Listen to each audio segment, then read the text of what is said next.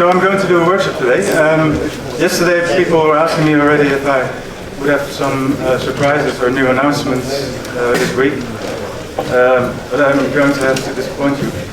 PTGui has not been acquired by any company, and I don't have any new versions to show to you. But I'm just going to do a workshop on current version. Also, I've never done a workshop before. I'm not sure if I'm the right person to do it at it, because I see many nice panoramas every day from people using PTGui. And I think many of you have more experience in actually using PTGui than I have. But I'll try anyway. In this workshop, I'm just going to stitch a couple of panoramas, and along the way, I'll try to show you some of the basic and some of the advanced features of the software.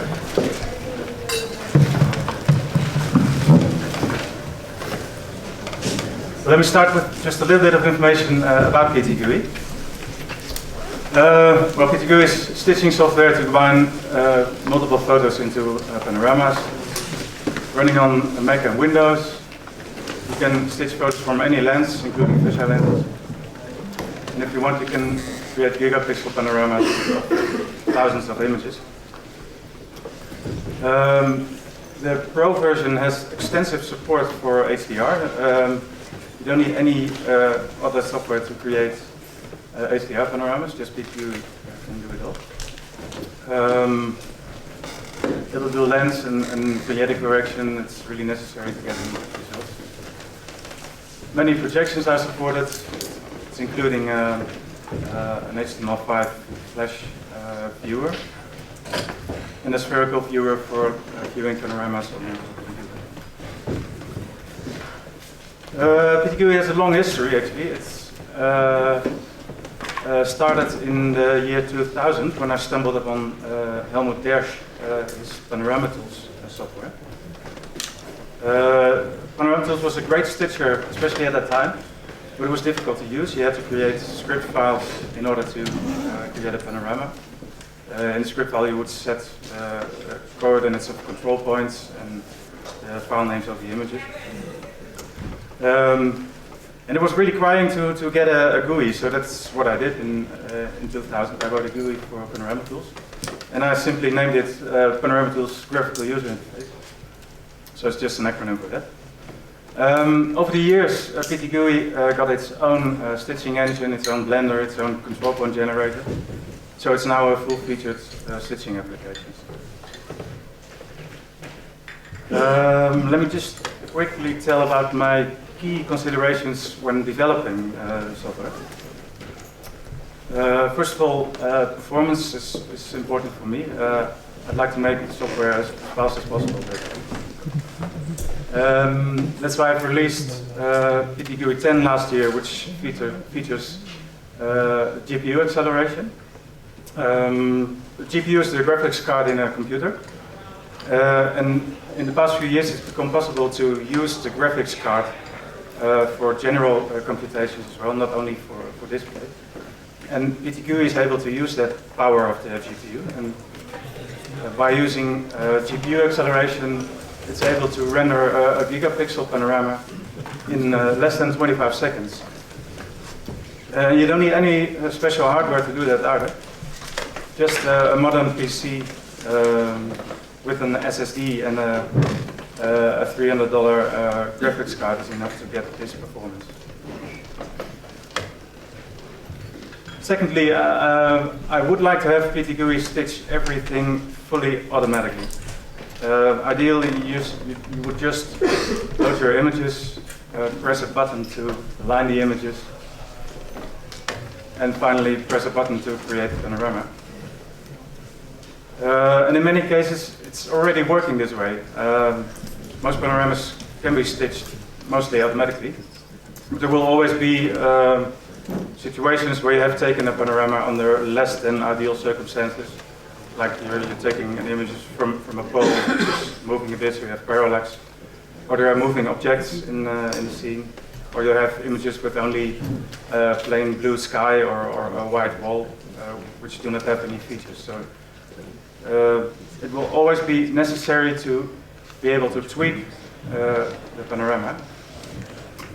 And my goal is to have everything, or almost everything tweakable in PTGui, so you can adjust everything to your needs. You get a real-time preview, and you can use templates for frequently used setups, so you can script most things. But it's difficult to have software which is both fully automatic, but also offering full control over everything. And in PTGui, this is solved by offering two interfaces. When you first launch the software, it's running in simple mode. And there's a button right at the top, Advanced, and if you click it, you'll be given the full interface with everything.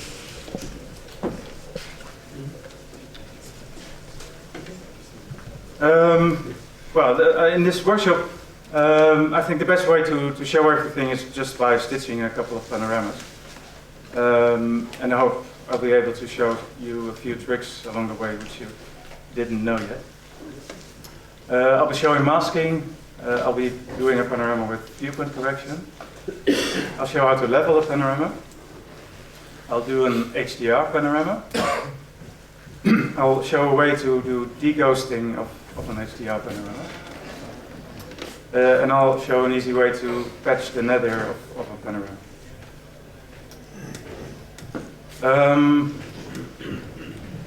Before you can stitch anything, you have to take the photos. I'm sure you're all familiar with this. But most importantly, you have to prevent parallax. Of course, use a panoramic tripod head. Rotate around the no parallax point. Also, set your camera to manual. Everything should be set to manual focus. Disable automatic image rotation of your camera, so you don't get random rotations when taking the nether image. Use manual exposure. This means the M mode of your camera and not aperture or time priority mode. Expose for the brightest part of the scene. This is because you can recover underexposure afterwards. But if something is overexposed, it's lost forever. So therefore you have to expose for the brightest area of your scene. People are asking how much, this is loud enough. People are asking how much overlap should you have for a panorama. And in general, I'd say 20% is enough. But more won't hurt, especially if you have moving objects in a scene. If you have more overlap, you have more room to play with the location of the scene. And finally, it's not necessary at all to level a panorama, because you can do this afterwards in the software. And if you're using a 180-degree fisheye lens, a good tip is to shoot slightly tilted. Tilt the camera upwards by about 10 degrees. This way you won't have coverage at the nether of the panorama, but it's not a big issue because your tripod will be there anyway. But the advantage is you will have overlap at the zenith, and you can get away with only 4 pictures around and a separate nether picture. Well, that's what I wanted to say for now. I'm going to start my demo, and if you have any questions or if I'm going too fast or if anything is unclear, just shout and feel free to interrupt me if necessary. And I guess we'll have time left after my demo, so I'll be here to answer any questions you have.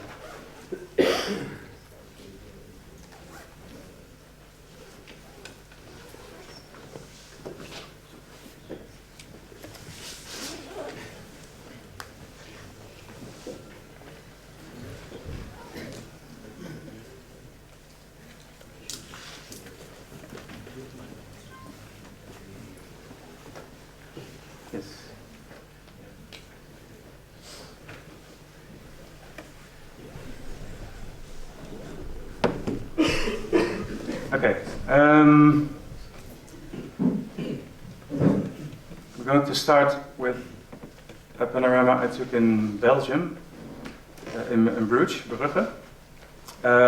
Those are 4 images taken with a 8mm fisheye lens on the Sony Nex. Or actually, it's 5 images. I took one nether image as well. The 4 around images were taken from a tripod, and the nether image was taken handheld. So I'll be patching in the nether image using viewpoint correction. But for a start, I'll begin with stitching just the 4 around images without the nether image. So I'm just dropping my files onto PTGui. It's asking me about the lens type. In most cases, PTGui is able to determine the type of lens automatically, but in this case I've used a manual lens which doesn't tell the camera which focal length it has, so I have to tell it it's an 8mm lens. PTGui needs to know 3 things about your images. That's the focal length of the lens. It needs to know the size of the camera sensor. And it needs to know whether it's a rectilinear or a fisheye lens. And you don't have to provide exact values, but just a good value as a starting point. Next, press align images.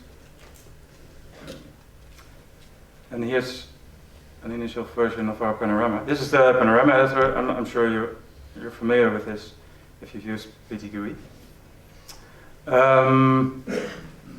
Just a couple of things to note. Here is a small triangle which you can use to overlay a grid over your panorama. Maybe you haven't seen this. This is useful if you want to level your panorama. And if you want to do cropping, you can use these sliders, which increase or reduce the field of view. But there's also a way to crop asymmetrically by dragging from below here.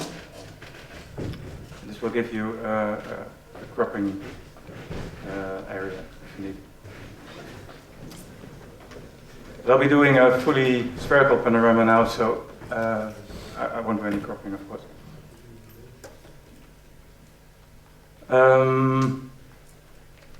When I pressed align images, a lot of things happened behind the scene, of course. And this is controlled in the project settings tab. PTGui was generating control points. It attempted to roughly arrange the images, trying to figure out in which way the images overlap. You can drop in images in any random ordering. It optimized the project to get an accurate alignment of the images. It was straightening the panorama to get everything, all verticals, vertical. And it's determined that it was a spherical panorama, so it gave me a 360 by 180 degree equirectangular image.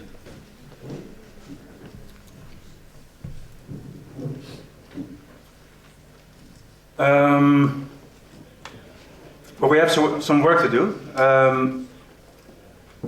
As you can see, people were moving through the scene. We have this lady here who appears twice in the panorama. Joost, yeah. Quick question. You didn't set the crop of the lens. Oh yeah. In this case, it did a good job of getting the crop right automatically, but it doesn't happen for all lenses. You're right. So in some cases you have to adjust the crop, and you can do that in the crop tab. It's important that the circle of the cropping circle matches the image circle as good as possible. And you should ideally set it slightly smaller than the actual image, because the outer pixels here, you have they're bad. You have light fall of there. So crop it slightly inside the image. Yeah, thank you. Now that I've adjusted the crop circle, I need to optimize the project first. I have a question regarding that. Yeah. We can either crop it Mm-hmm. or mask it. Is this the same thing? No, it's not the same thing, because the focal length, the lens parameters, are applied to the cropped image.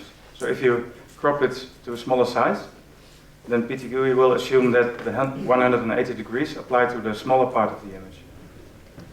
So, whereas if you would crop it a large area and mask out some stuff, it would apply the 180 degree field of view to the large image.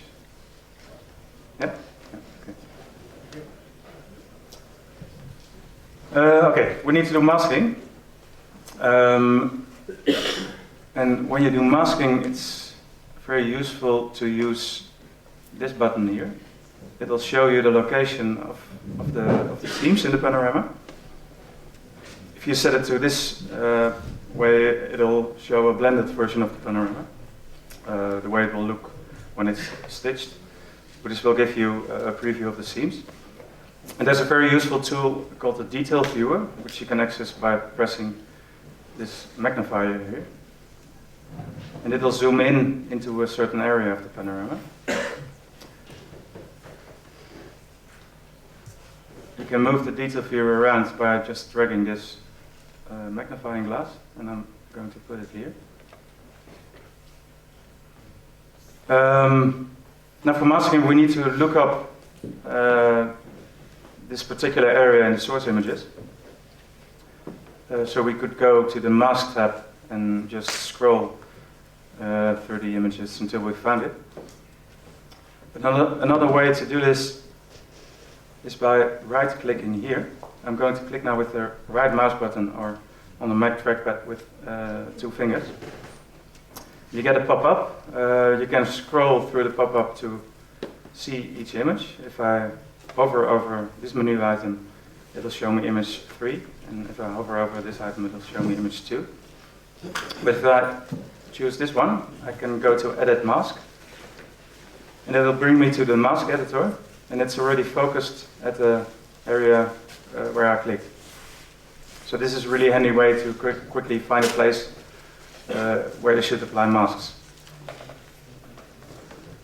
I'll show masking by enabling seams in the detail viewer. You have the same options here in the detail viewer. I'm enabling the show seams mode now.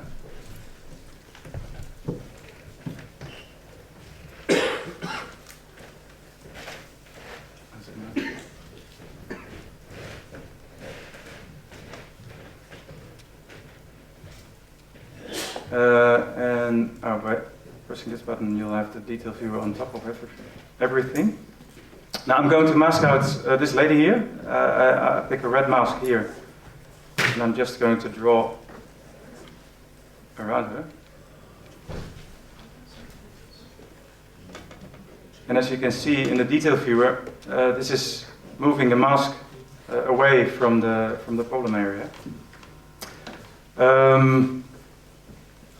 That's exactly what's happening. The blender tries to place the seam as far away as possible from the edge of an image, and also as far away as possible from a masked area. So it's, in essence, by placing a mask, you are pushing away the seams from that area. And that's what's happening here. I need to fill it in to get rid of her completely. I can do this by right-clicking here and choosing fill here. And if I now do the blended preview, you can see she's gone. I think we have another one here, yeah. So I'll do the same thing here. Edit mask. A quick way to draw a mask, by the way, is you can click and you can, if you hold down Shift, you can click multiple points and get straight lines between the points.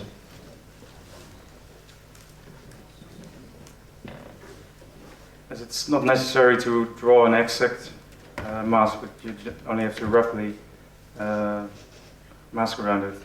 This will work. To fill here, we have to. Now, as you can see here, we have the seam across the leg of this lady, so we have to mask adjust the mask so that the lady will be shown, and you can do that. You can do that with a green mask.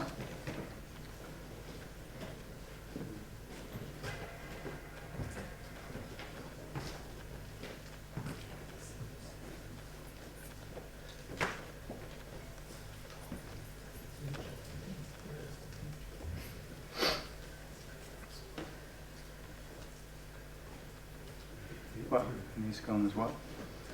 If you need to do really fine adjustments of masks, you can increase or reduce the mask size using the K and L keys on your keyboard. But alternatively, you can also zoom in the mask editor. And the thing is, the masking circle, the size of the brush will stay the same at every zoom level. So in order to do detailed adjustments, you just have to zoom in, and you get a relatively small brush here. Well, if you would zoom out, you get a relatively, well, it's, if you zoom, depending on zoom level, this is also setting the brush size, that's what I mean to say.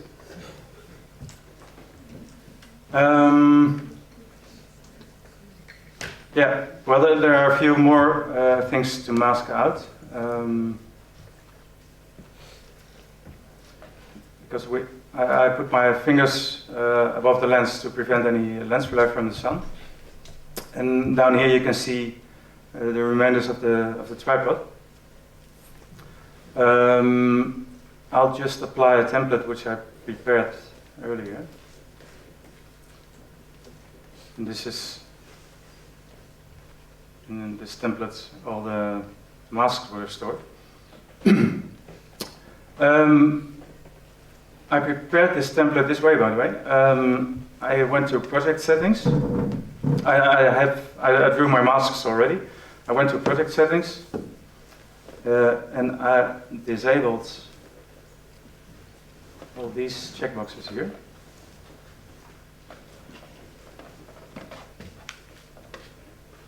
So my template, if I would save it as a template, it would only save the masks in the template. And then I did File, Save as Template. And I saved it here. And then the template is accessible from this button. It's saved in the standard template folder you can configure. And I just have to select this, and it's applying just the masks I saved in the template. And you can do that not only for masks, but also for anything else. It's useful to set the lens settings or to set the crop settings of your particular lens by just making a template containing only the lens settings or the crop settings. Is that clear? Yeah.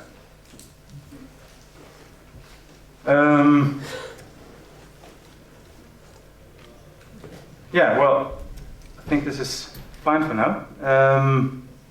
We still have to add the nether image. And in this example, I'm adding it separately, but it's also possible to load all images at once and include your nether image at once, of course. I'll do that in the next panorama I'm going to show. So I'm just going to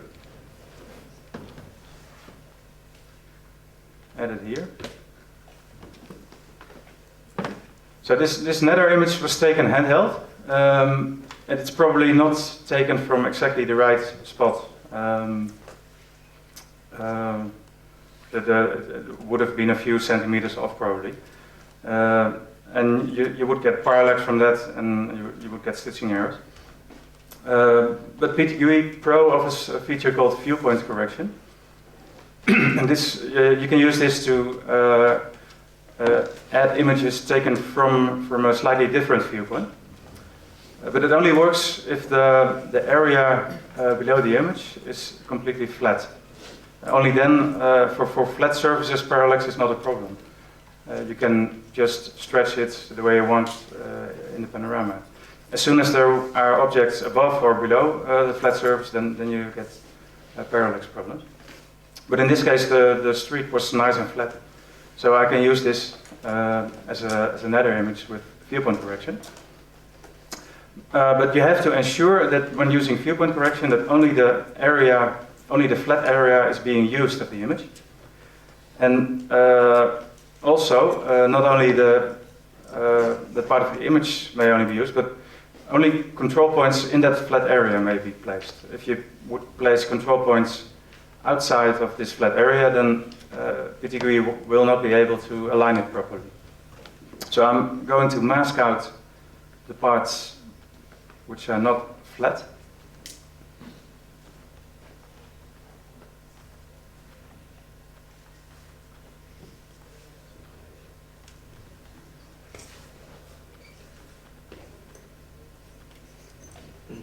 And I click fill here and fill outside of this area, so I only have the flat area remaining.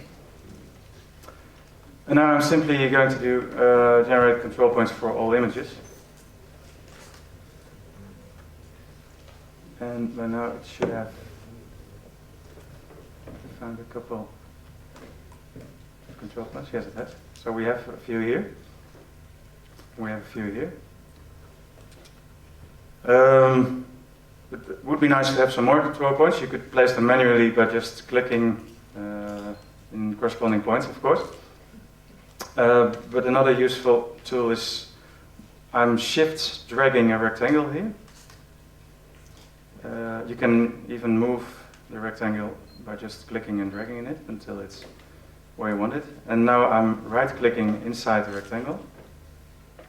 And I just generate control points here. Oh, yeah, of course. I should have optimized it first. This, what I wanted to show you, only works when the images are aligned already. And another image is still in the middle of the panorama. So I should run the optimizer first. It's not bad because it's not good either because I didn't enable viewpoint correction yet. Viewpoint correction is enabled by going to the optimizer tab. I'm clicking on advanced here. And I'm enabling viewpoint correction for only my nether image. I run the optimizer again and now it says it's good. It's not perfect yet, but it's good. And if we look here, you can see it's already looking quite good. The panorama is quite dark, by the way. As I said before I started, you should expose for the brightest part of the scene, and that's what I did here. I exposed for the sky. I wanted a nice blue sky as well, not only a nice street scene, but the sky should be blue as well. So it's a bit underexposed. When working in the GUI, you can adjust the preview exposure here. So we get a better view of the street area of the panorama. This is just for preview. It's affecting the entire GUI. It's affecting the panorama editor as well. It's brighter as well. It's affecting the control points in the mask tab. But it's not affecting the stitch panorama. So you can just adjust it here. Okay. My nether image is now properly aligned. I can add a few control points by right-clicking in this area and choosing Generate Control Points here. It's found a few. Let me do that again. Well, here it's difficult, but for this one we can use a few.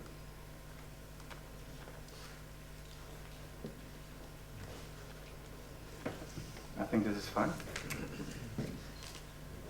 Okay, we still have a good alignment, but I want it to be very good. So what I'm doing now, I'll delete the worst control points. And now it's very good. This is perfect. This is as good as it gets because the control point distance here is less than a single pixel. It won't get better than this. So the units are pixels? Yes, the units are pixels. At Basically, it's reprojecting a control point from one image into the other image at the full resolution. And this is matching within 1 pixel, so that's really noise only remaining. Too good to be true. You can get too good to be true, but it's actually very easy. If you have 2 images and you only place 2 control points, then it's of course able to get a perfect alignment of those control points. But the remainder of the image will be very badly aligned, of course. So that's why PTGui tells you it's too good to be true. But if you have plenty of control points, the best you can get probably is very good.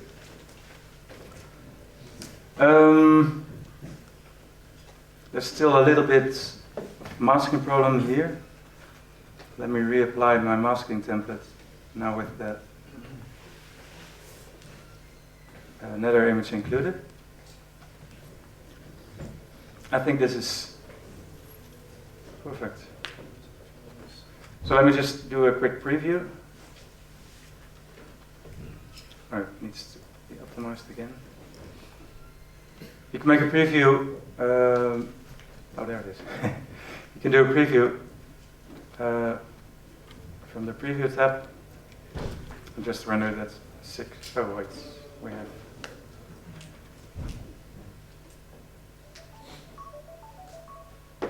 Oh, I messed up the cropping here. Yep. Okay. Now it's a full 360 by 180.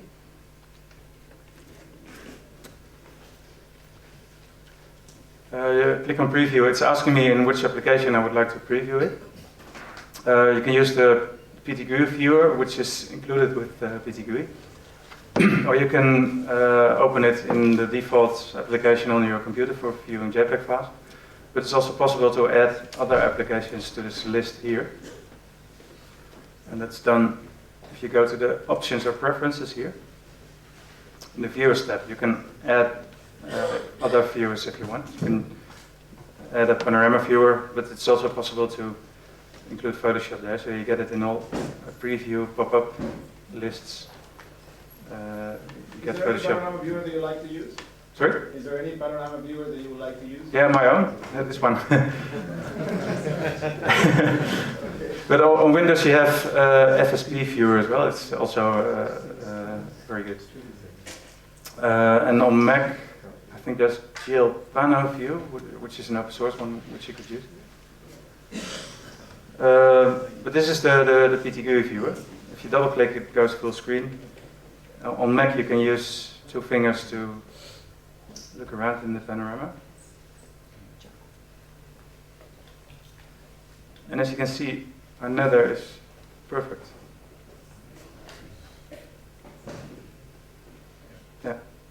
Yeah, the maximum control point error was 2 pixels, so it's invisible in the nether.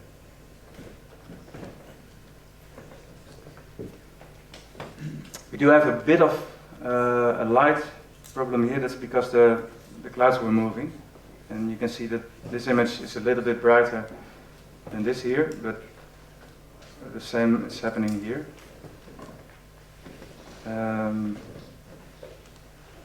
But I'm afraid there's not much. Yeah, you could maybe use dodge and burn in Photoshop to selectively brighten or darken parts of the image.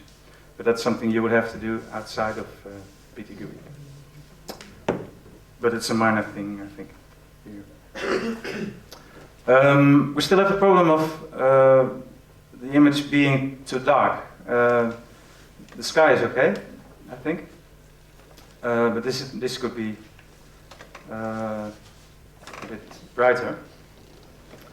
And I think that's a problem you have in most panoramas, because panoramas have a very wide field of view. You'll always have dark parts and you have light parts. And this can be solved in PTGui 10 very nicely by using the tone mapper. Previously, the tone mapper would be used for HDR panoramas only. But there's no reason why you could not tone map a normal low dynamic range image. So you just enable this button here. I'm going to tone map settings. it's generating a preview image. Now this is maybe a bit overdoing it, but you can tone map your panorama just like any other HDR image here. These two sliders control the amount of highlight and shadow boost and or reducement you get. So this is brightening up the street part of the scene. Is it still a raw image? Raw. Are you working like in a raw? No. Actually, I use JPEG files, so it's an 8-bit image, but you could use 16-bit images as well. In general, I would advise to convert your raw images to 16-bit TIFF, because it's capturing the full dynamic range of a raw file. But I was lazy here and I only shot JPEG, so you have to do it with 8-bit this time. So this one is reducing the highlights, so you get a more dramatic cloud.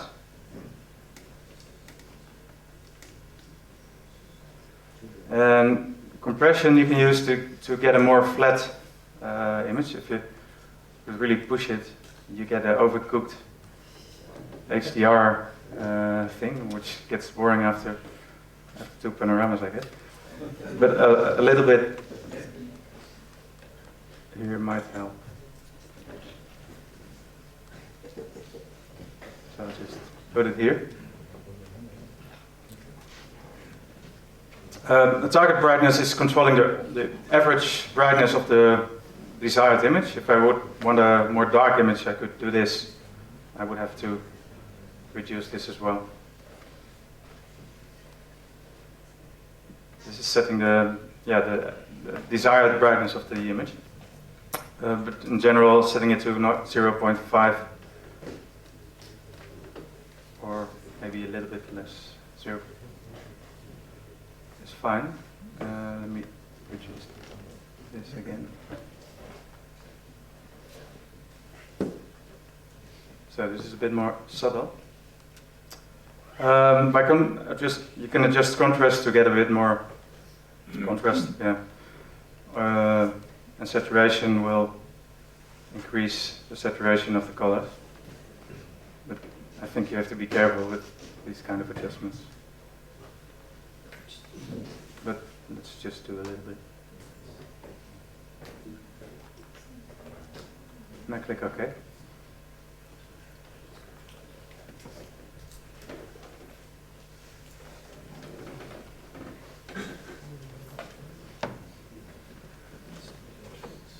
The tone mapper is very fast as well. It's just slowing down the stitching process by only a little bit. And also the tone mapper can perfectly handle spherical panoramas. I think it's the only tone mapper which will do that correctly. If you would tone map an equirectangular image in any other tone mapper, you'll get stars at the zenith and the nether. And this doesn't have, we have some problems in the sky, but that's not due to the tone mapper. That's because the clouds were moving here. But you don't see any vortex kind of effects in the sky here. And I think this is a quite balanced image now.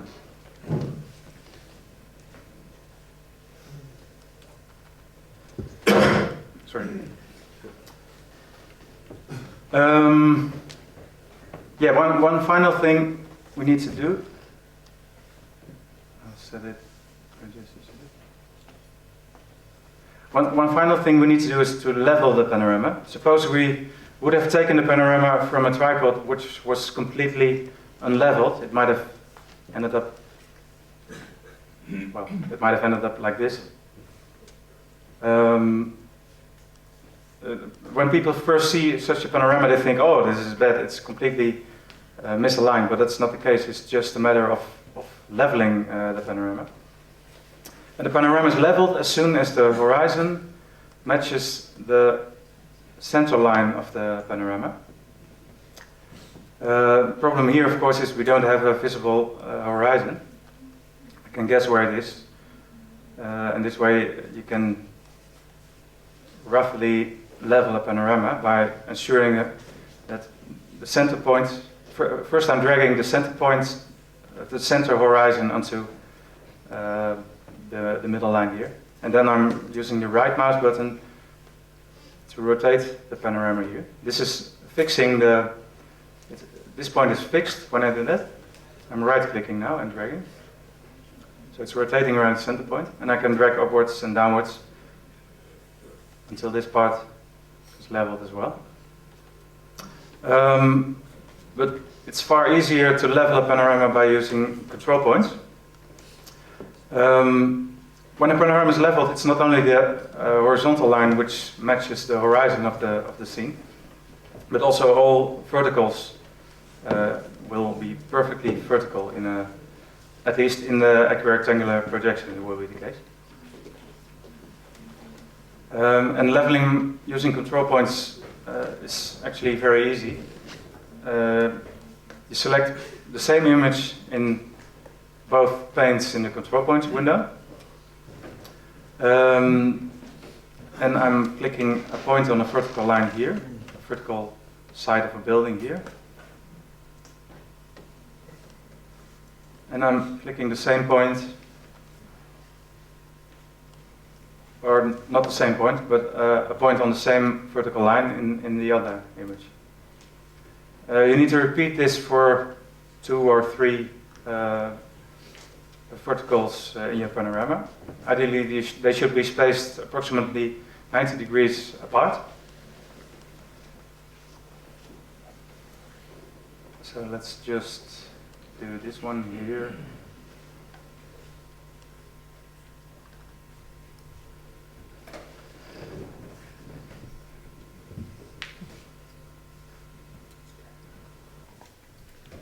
Well, this should be enough, but let's just do another one here.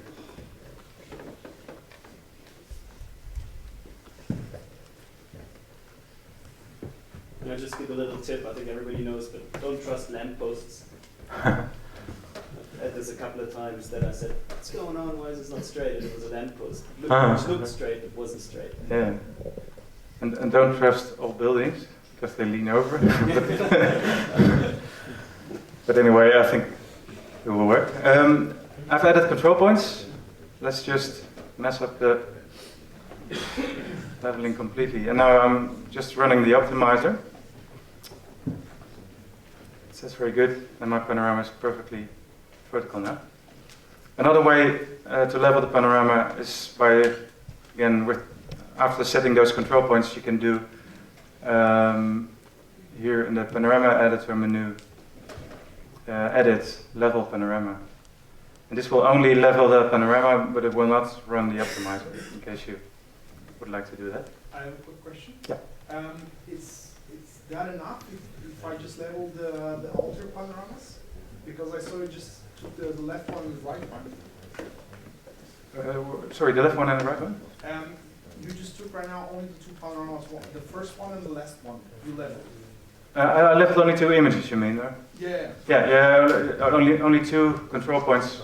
2 control point pairs is really enough, or no, maybe 3. So the other panoramas in the middle you don't have to level No. in particular. So No. just the one. Yeah, it's really just leveling is just a matter of adjusting the view of the virtual camera in the panorama. It's not doing anything to the image alignment. The images are aligned perfectly, and it's only you can see it as this is a sphere actually, but it's wrapped onto a flat surface. But I'm really looking inside of a sphere. If I'm standing in the middle of the panorama, this is the direction I'm looking in. And this is behind me. It's, that's behind me. And also here, of course, because it's wrapping around. This is also behind me. This is to the right of me. And this point is to the left of me. And when a panorama is unleveled, it's just me looking in another center direction, actually. That's it. And leveling is only trying to align the camera in such a way that it's leveled again, that the horizon I'm is... just asking because I lost every time and made all the panoramas level. So it's just enough if I pick the ones on the sides. Yeah, or in the middle. But you mean the source images, right? Yeah. Yeah. Just 2 source images is fine. Yeah, and it's easiest if you take the same source image. It's easiest if you just use the same source image on both sides here. But I could have used a different source images here and place the vertical control point Okay. in an overlap, but it doesn't matter at all. Okay. Thank you. Sorry. What's happening behind the scene when I run the optimizer? You have in this here you can choose what PTGui should do with the horizontal and vertical control points. By default, it's set to this mode, which means that the optimizer will first just optimize the panorama in a regular way. It will align all images until everything is aligned, and then it will do a second run just to level the panorama. And the benefit is that leveling will not affect the alignment of the images. As I said, it's just adjusting the virtual camera in the panorama. Whereas sometimes you would like to have PTGui do alignment of images based on horizontal or vertical control points.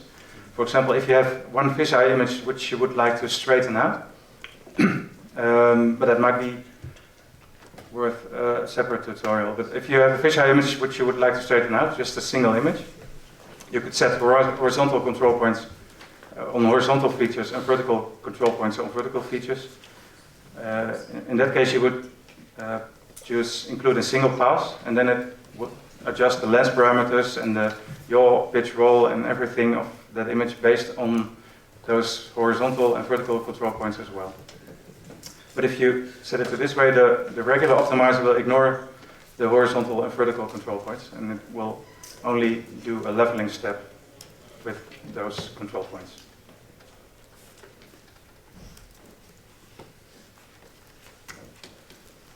Well, I think they're there.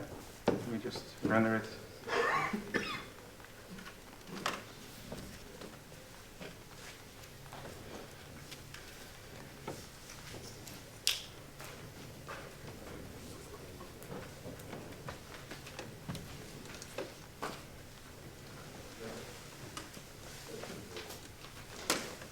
Clicking here, you can again open the list of preview applications. I'll use the PTGui viewer again. This is my final panorama and everything straight up now as well. Okay, well that's my first demo. Next one will be an HDR panorama.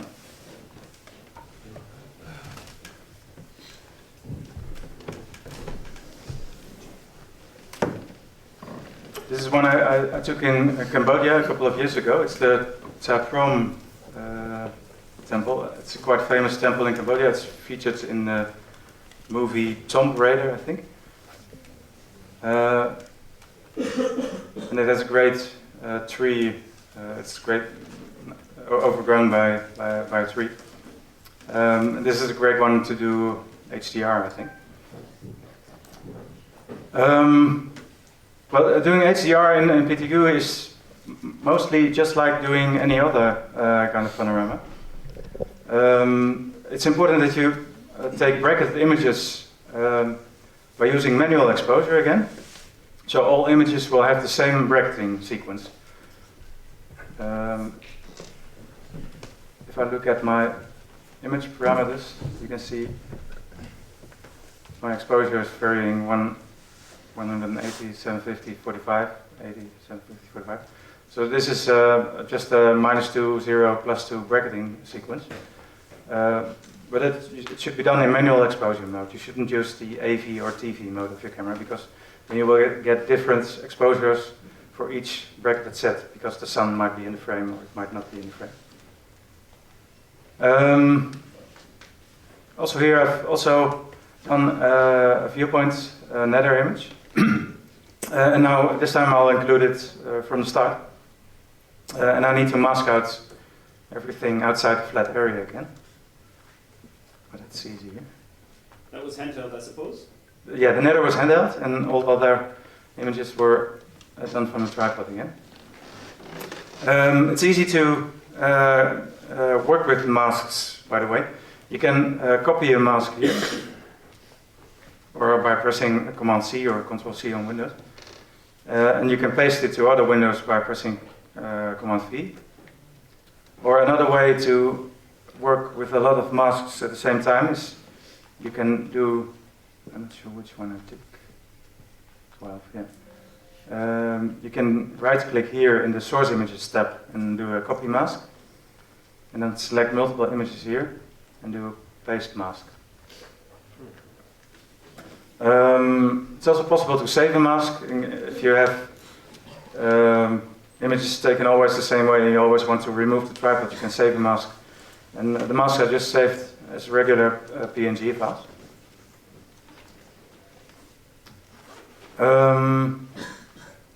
Yeah, well, let's go again to align images. And now PTGui is asking me what to do because it's detected that I have 5 sets of bracket exposures.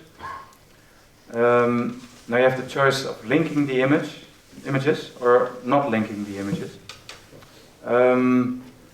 Linking is it just means that all your pitch and roll angles of those images will be linked. If I move one image of a linked set, all other images in that set will be moved in exactly the same way.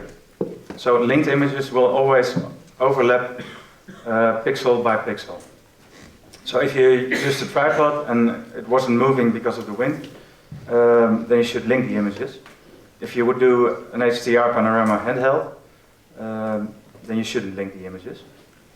Well, in this case, it's a bit tricky because I used the tripod for the around images, but I took my nether image handheld. But what I'm going to do, I'm linking the images for now, and I will later unlink my nether image because the camera may have moved when I did that. Also, you get the option of using exposure fusion or true HDR. Exposure fusion is another way to generate a low dynamic range image from a bracket set. But I'm using true HDR again because I would like to show a way to deghost HDR in this panorama. So I'm just pressing OK, it's analyzing the images. And here's my panorama.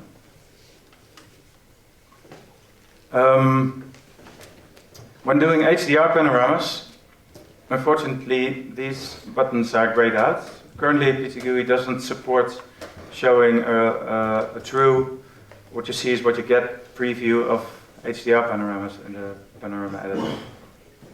At some point it will support this, so I'm planning to also have tone mapping preview inside the panorama editor so you can really see what you get. But currently it just doesn't, it's not implemented yet. So you only get a raw overlap of the images, just like you would get in individual images mode. So it's just, what you see is just all images stacked on top of each other. And since my exposures are ordered from the middle exposure to the dark exposure to the bright exposure, it's always the brightest exposure which you see on top. So here you just see my bracketed images with the brightest ones on top. So is there any chance how we can choose the image which you actually see in the... Yeah, that's what I wanted to show now. There's a trick. It's a bit of a hack, but you can, if I would like to see the zero exposure image, I can go here, select what, yeah, apparently it's not exactly zero, but it's the zero exposure, and do select. And now you see the panorama editor showing the middle exposure. And what it did, it just disabled the other images in this list. Could you add an all in that drop down, please? It's not necessary. because you can just double click here. Oh, okay. And this is working in all in the entire GUI. You can also do this, for example, if you would like to, or even this.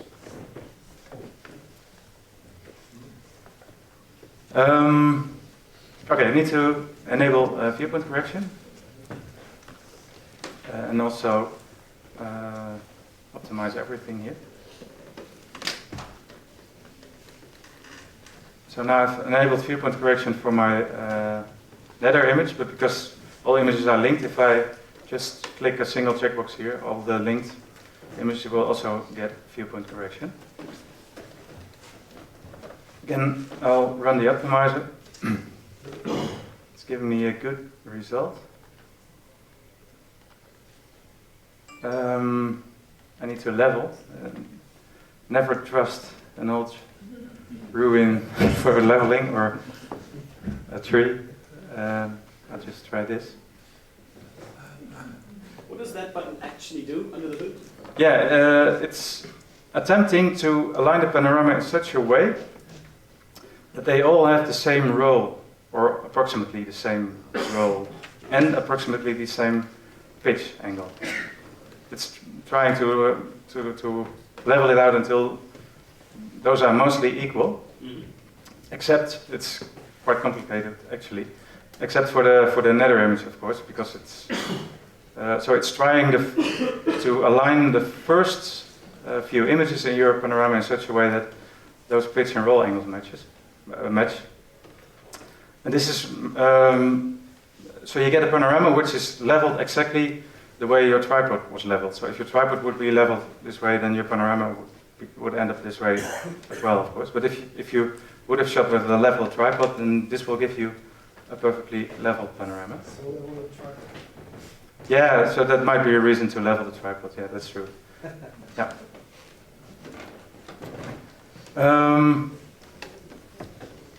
Well, here we are. Of course, you don't get to see the nice masking preview when doing HDR, unfortunately. Oh, I need to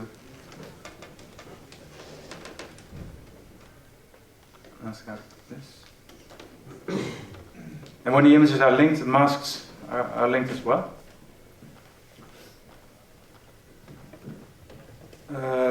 Well, finally we need to do a tone mapping of this panorama.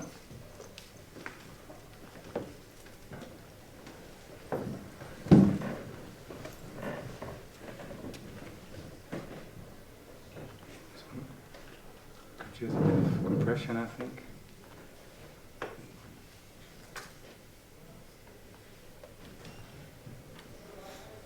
Well, this will do for now.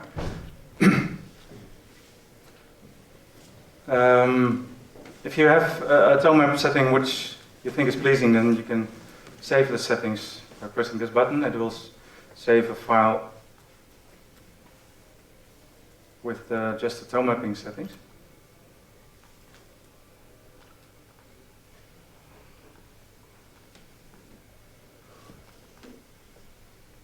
And now I can render the panorama. I took it 8 years ago with a Canon 10D, so it's low resolution. The camera only has 6 megapixels.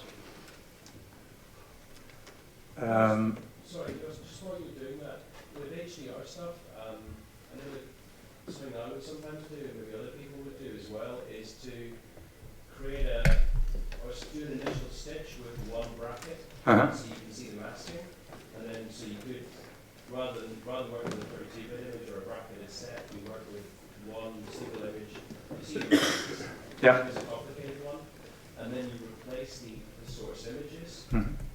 But sometimes I've had issues doing that if you change formats, like rather than just being able to point to a new folder and replacing the images, have to manually update all of them. Is that an issue that you're aware of?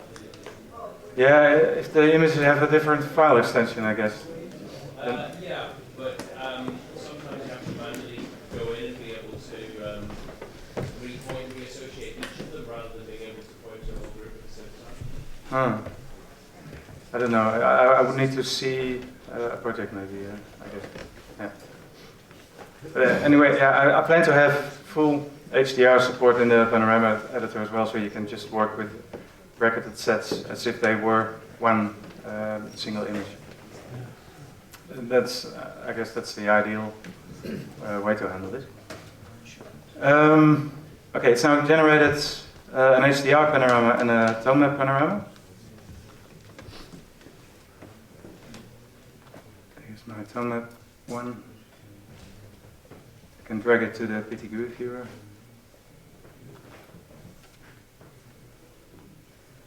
Oh, there you have it.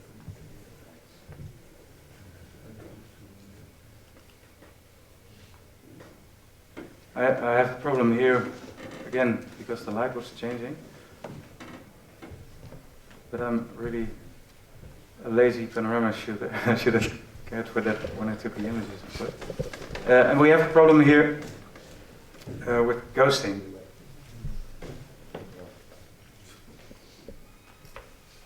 And that's always the problem with HDR. You have people moving, and they will appear at different locations in different brackets. You currently cannot do deghosting inside PTGui. The masks will only work properly for blending images, but not for doing HDR merging. So what I have to do now to deghost this, I'm going to create a Photoshop file in 32 bits format. I'm choosing Photoshop for the HDR format. This is creating an HDR Photoshop file. In that Photoshop file, I'm including the HDR panorama, and I'm including the HDR blend planes.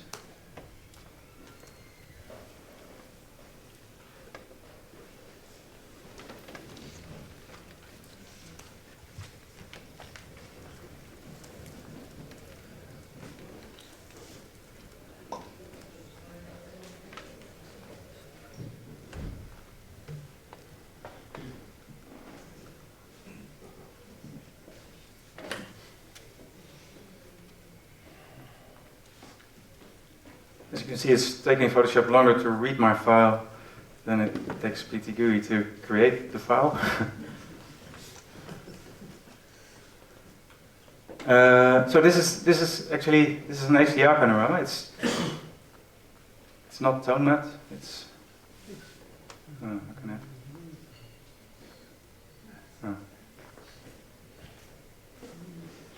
I'm missing the bottom of my. Okay, well, anyway. In Photoshop you have a HDR preview slider which you can enable here. You have a couple of options here, and if you set it to 32-bit exposure, then you can do a preview exposure adjust. So this is a 32-bit floating point HDR image. And it's currently only showing the bottom layer of my layered file.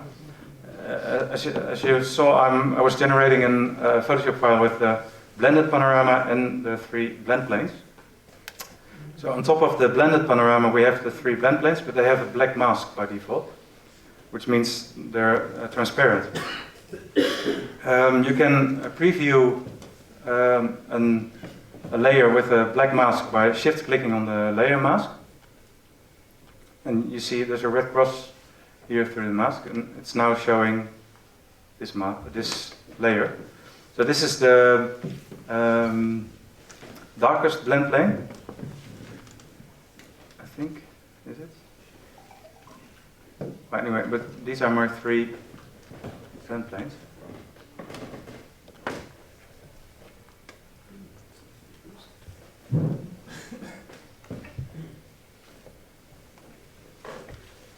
And now it's just a matter of painting with a white brush in this black mask. So you're actually offsetting then the individual blend planes are actually offset back to the 0 mark automatically? Yeah. You mean the exposure 0 mark? Yeah. Yeah. They're all blend planes. If you output these components, they will have the same reference exposure, so they're interchangeable. Yeah, that's exactly what's happening here. I'm just trying one of the 3 exposure levels until it's looking right. Take a brush. It's not completely hard. Set it to white here. Wow, yeah.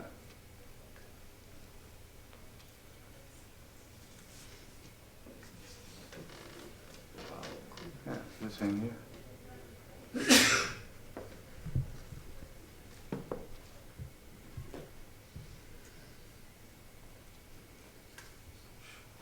Just go over that once more slowly, please.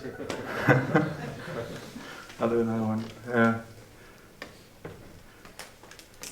Yeah, it's just painting a white mask. So it's now just revealing a tiny bit. You can see the white speckles here. Those are the parts of the layer which are overlaid over my HDR blended panorama.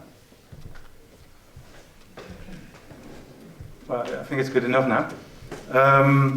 Final step is to flatten out the image and save it.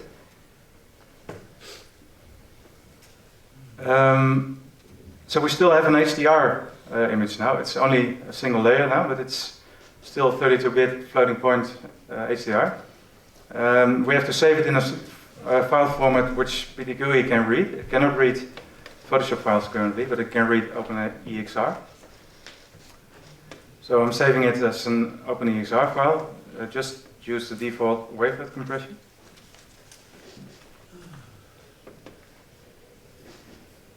So, should have saved it. Yeah, here it is. Yeah, but this is the Mac preview of an EXR file. It's really awful. So we can close this project now. Let me just save it. No, don't start a new project. I can just go to Tools, Tone Map HDR image.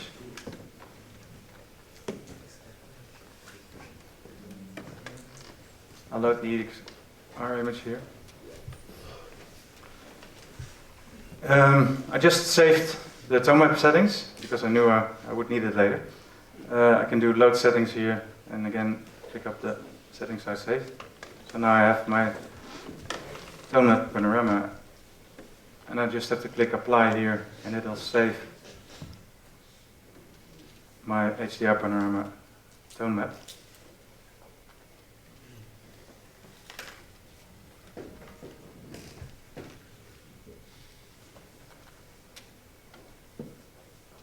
Well, that's it.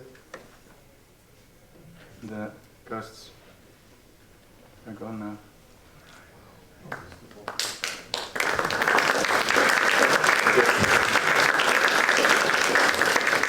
I have a question. Yeah. Is that the same guy?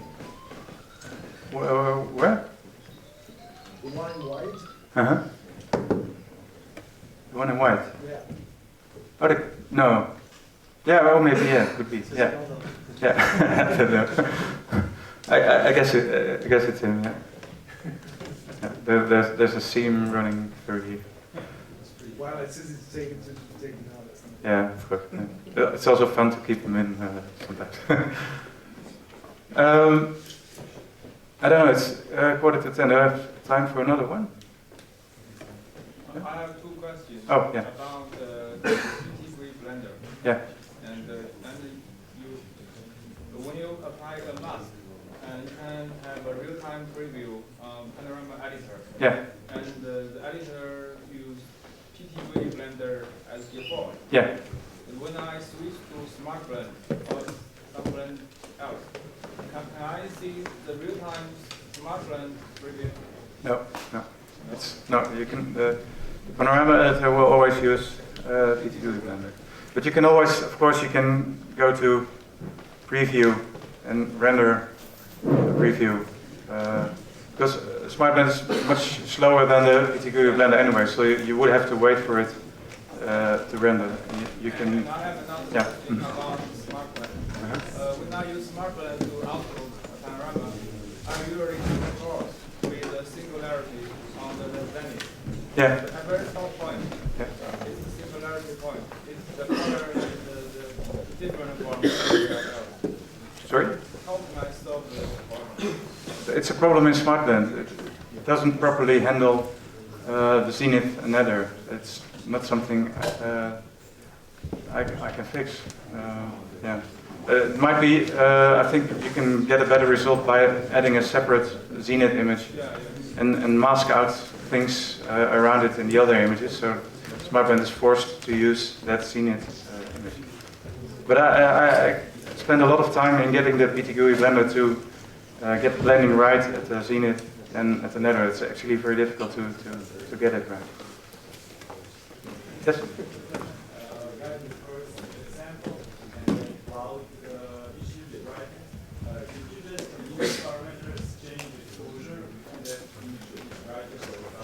Yeah, yeah. I tried it for this one, but it didn't work. But often it's possible to do that. Suppose I have my images here. I'll show the unblended preview. Sorry, can you just repeat the question? Yeah, he's asking if I could have solved the light issue here by making images brighter or darker, right? Yeah, yeah. You can do that by adding a slight exposure offset. If I would have, you can use this column here. If I add a 1 here, it will give me a 1 EV exposure offset, so the image gets brighter. Or a -2 will give you a -2 exposure offset. So it's just adjusting the exposure of individual frames. And it's often a way to get a better result here. But I tried it for this one, and it appears the image here is lighter, but over here it's darker, so it did work out in this case. That was because the clouds were moving and the shadows apparently were moving around the scene.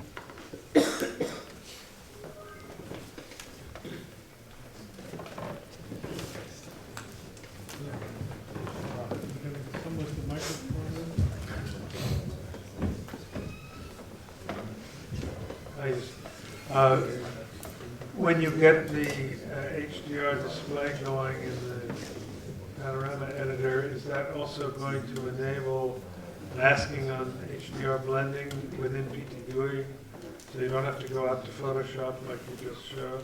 Yeah, yeah. Ideally, yes. It's on the wish list. Yeah, Photoshop still has some capabilities that are not duplicatable in PTGui, even in HDR images. In particular, I always have a problem with when I mask something in or out, in particular with a green mask, if I don't put a red mask on the other images that corresponds with that, the blender brings in tone from those other images. And yeah, I'm aware of that. Muddy spot. Do you have a fix for that in the? Yeah, it's on my list as well. Good. But it's, yeah. Question. Yeah. When I run that remove the worst control points, is there a right-hand click that will do it all the way down to 0? Because I have to keep going back and back and back. So again? So if I hit the remove worst control points, it'll give me a readout. Yeah. And then I hit it again, it removes more and then more and then more. But are you using the delete worst control point option, or are you doing this in Right, and then sometimes I have to do it 10 times. Really? Yeah, so the right-hand click that will just keep removing them and removing them.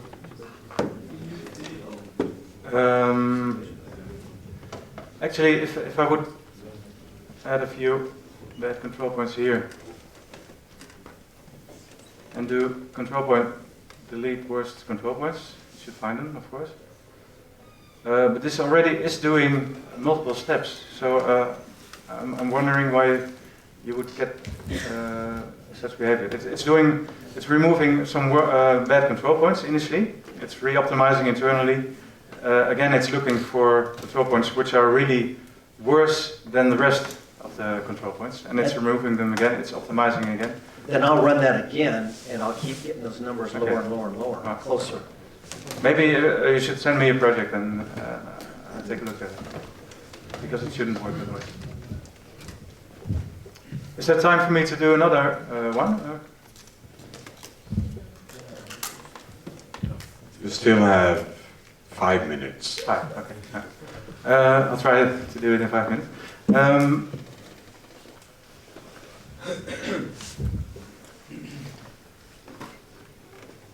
I wanted to show an easy way of doing nether patching here.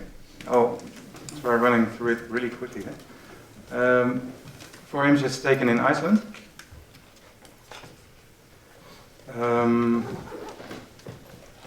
I'll mask out the sky so I don't get control points in the sky.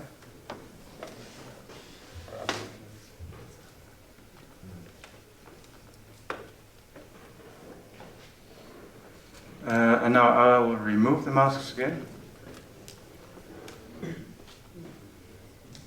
Oh, not remove the image. Clear mask. So here I have my panorama. Again, I level it by trying to get the horizon on the middle line here. Remove this pretty lady here. So I would like to remove this. I didn't take another image for this panorama, unfortunately. I'd like to remove this, but it's not possible because my shadow is at the same place in all images, of course.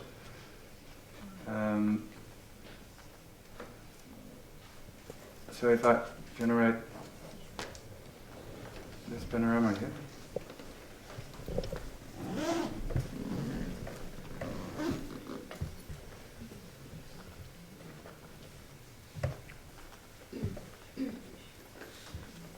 This is what I get.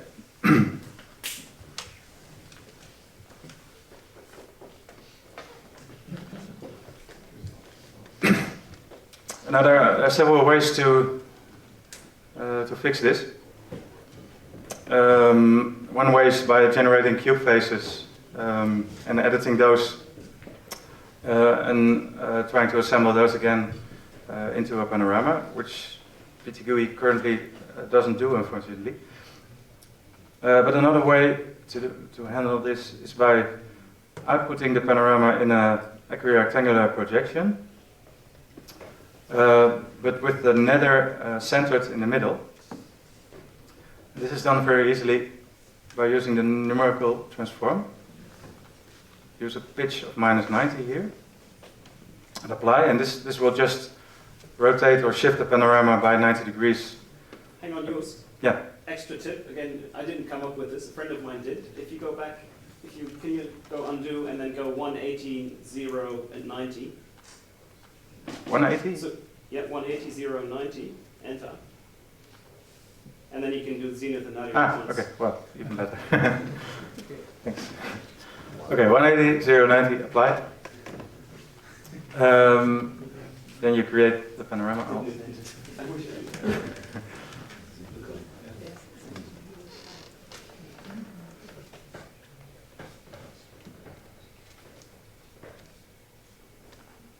You go into fix it in Photoshop. And I'm just going to use the patch tool, of course.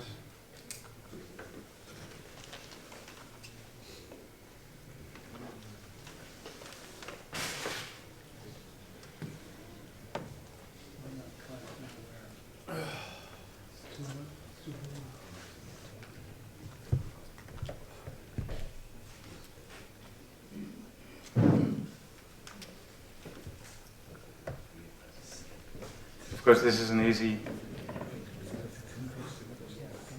scene to do patching. It always feels a bit like cheating when using this.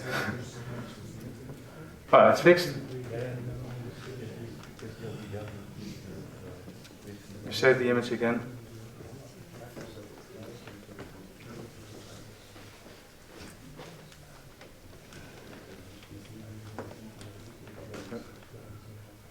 I start a new project.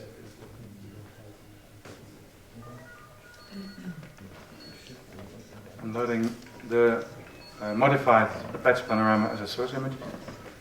And I have to think of the right. It's the same. Yeah, 90, right? Yeah. And set the panorama editor to fully spherical projection. There's a keyboard shortcut to do that, by the way.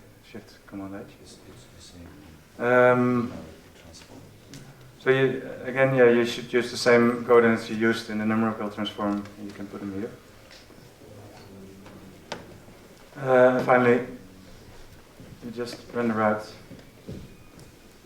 the panorama again. And this is not stitching anything, it's just remapping the panorama into the regular rectangular view. Will you lose any quality by doing that? Yes, yeah, of course. It's doing a double remapping of. And you can leave instead on another format to keep the quality better? It's impossible because the interpolation it's non-uniform. Some parts of the panorama are stretched while remapping and other parts are compressed. So it's impossible to do that in a lossless way. Just export the layer from Photoshop with just a patch? Yeah, that's also an idea. Of course, you can improve on this by just trying to insert the patch into the original panorama, and that would save you one interpolation step. Well, yours be a feature request. If for a case like that, if you could also have an option not to blend. It's not blending now. But if I put oh, images it's on top, separate. Yeah. You just want to overlay. You just want to like flatten. Yeah. It's on my list. Yeah. That list. Yeah, the long list. Anyway, this is fixed. So. Okay, I think that's enough. Yeah. Thank you.